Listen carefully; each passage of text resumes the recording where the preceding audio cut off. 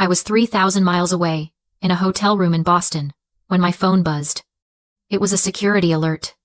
Motion detected, in the master bedroom. I frowned. My house in Savannah was supposed to be empty.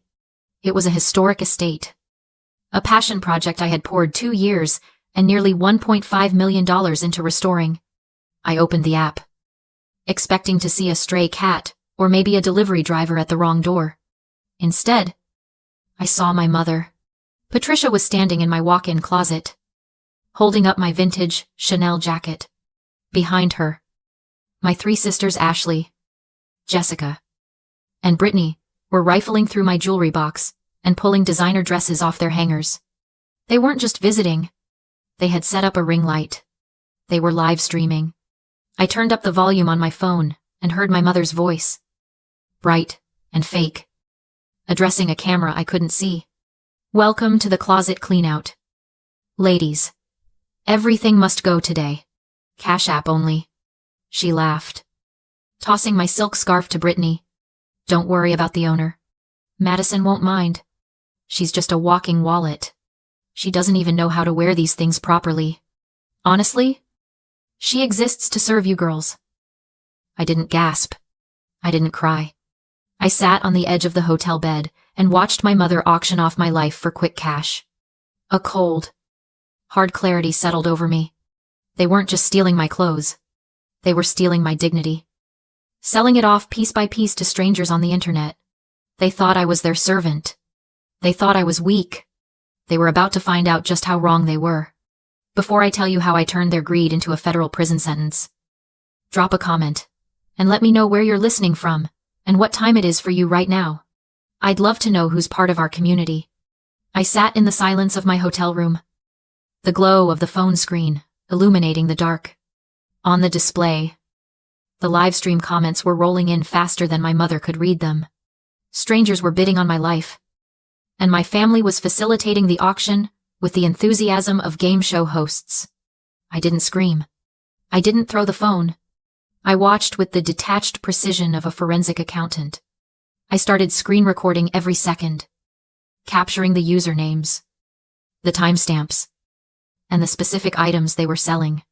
My vintage Cartier watch, the pearl necklace my grandmother left me, specifically me, not them. The limited edition architectural prints I had framed just last month. For years, I had been the silent investor in the business of their lives. I paid off Patricia's credit card debt when she overspent on vacations she couldn't afford. I covered Ashley's tuition when she decided to go to art school, which she quit 3 months later. I paid for Jessica's car repairs and Brittany's legal fees. I did it because I thought it was the price of admission for having a family. I thought if I paid enough, eventually, they would see me as a person, not just a resource. Watching my mother laugh as she stuffed my cashmere sweaters into a trash bag for a buyer named Bargain Hunter 88, I finally understood the mechanism at work. It wasn't just greed. It was something far more insidious. It was the trap of normalized cruelty. See, my mother didn't think she was stealing. If you hooked her up to a polygraph right now, she would pass. In her mind, she wasn't robbing a house. She was collecting dividends.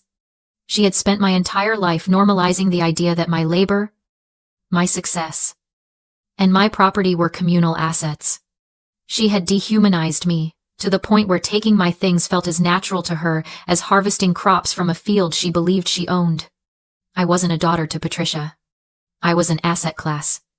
And when an asset isn't present to be used, you liquidate it. That realization was the final tumblers clicking into place in my mind. The guilt I had carried for years, the feeling that I was cold, or ungrateful, or selfish for wanting boundaries, evaporated instantly. You don't feel guilty for evicting a parasite. You just call the exterminator. On the screen, the closet was mostly empty now. They had moved efficiently, stripping the shelves bare. But Patricia wasn't done. She wasn't satisfied with just the clothes. She wanted to make a mark. I watched as she walked out of the bedroom and down the grand staircase into the main parlor. She stopped in front of the fireplace. My breath caught in my throat. That fireplace was the heart of the house. It was a massive, Hand-carved Italian marble masterpiece from the 1870s. Original to the estate. It was one of the primary reasons the property was designated a National Historic Landmark. Patricia tapped the marble with her fingernails, looking at the camera with a sneer. "And this ugly thing," she said, gesturing to the mantel. "Madison kept it because she's obsessed with history. But honestly, it takes up the whole wall. We can't even fit a decent 70-inch TV here with this stone monstrosity in the way." Ashley laughed from behind the camera. "We should just get rid of it. Mom, open up the room." Patricia's eyes lit up. She looked around the room and spotted a heavy tool bag the contractors had left in the corner. She walked over and pulled out a sledgehammer. "You know what she said," weighing the hammer in her hand. "It's my house now. I can decorate however I want." She wasn't just going to steal from me. She was going to destroy history to assert her dominance. She wanted to prove that nothing of mine was sacred. I looked at the phone, my thumb hovering over the emergency dialer. If I called the police now, they would arrive, see a family dispute, maybe write a report, and leave. Patricia would get a warning. She would spin a story about how she was just renovating. No, a warning wasn't enough. I needed her to cross a line she could never uncross. I needed her to commit an act so irreversible that no amount of gaslighting could save her. I opened my messaging app. I didn't call the police. I typed a text to my mother. I typed the message with steady thumbs. I didn't send a threat. Threats make narcissists defensive. They make them cover their tracks. No. I needed Patricia to feel powerful. I needed her to feel like she was the one in control, the one calling the shots. I needed to feed her ego until it burst. I typed, "Mom, please don't hurt the fireplace.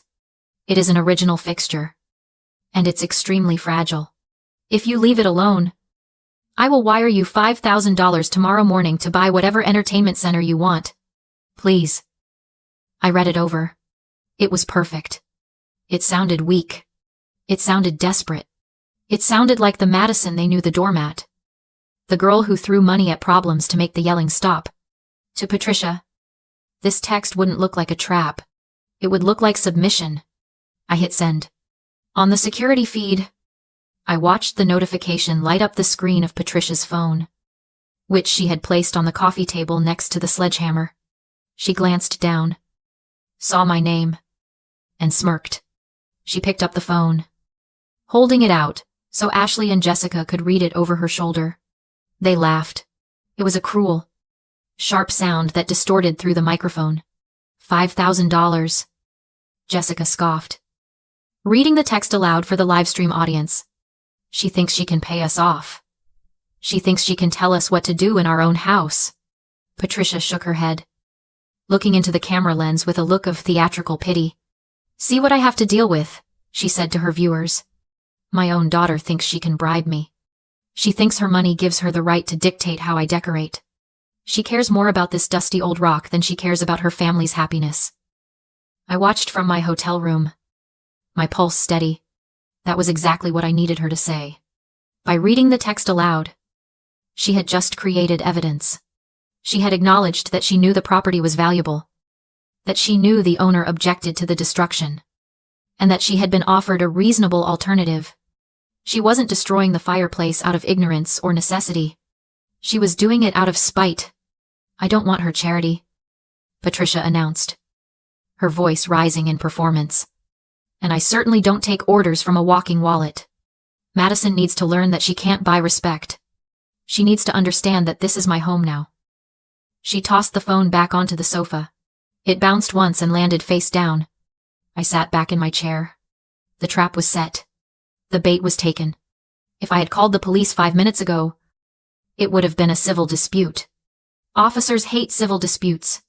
They tell you to take it to small claims court. They tell you it's a family matter. But willful, malicious destruction of property, after being explicitly warned, that moves the needle. And destruction of a federally protected element within a national historic landmark, that moves the needle right into federal jurisdiction. Patricia picked up the sledgehammer again. She tested the weight of it, swinging it lightly in her grip. She looked at the fireplace carved by Italian artisans in 1875, Survived the Civil War era. Survived hurricanes. She survived a century and a half of history, and she didn't see beauty. She saw a target. She saw a way to hurt me that money couldn't fix.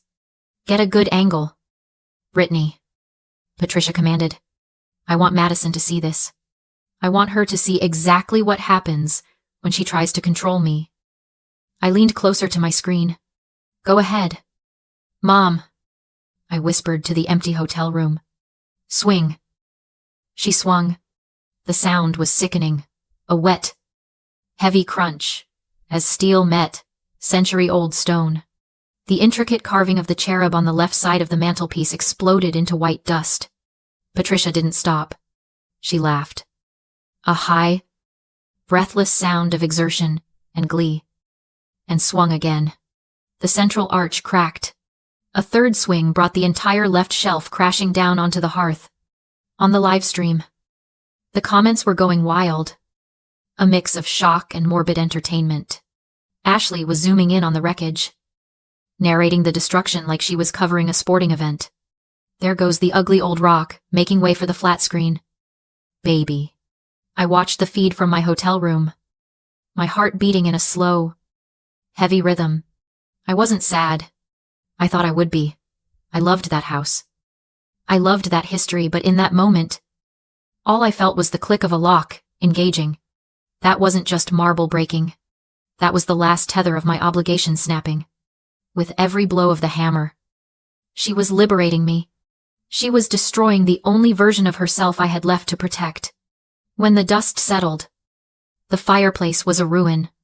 Patricia stood amidst the rubble, panting, her face flushed with the high of destruction. She looked at the camera, wiped marble dust from her cheek, and grinned. See, she said. Problem solved. Madison can keep her 5,000. I'd rather have the satisfaction. You certainly will, I said to the screen. I minimized the camera app and opened my contacts. I didn't call 911 yet. I called Marcus. He answered on the second ring. Madison, it's late. It's done, I said, my voice flat. They didn't just trespass. Patricia destroyed the Italian mantelpiece. I have it on video, including audio of her acknowledging my ownership and the value before she did it.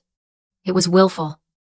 Malicious destruction of a registered key feature of a national historic landmark.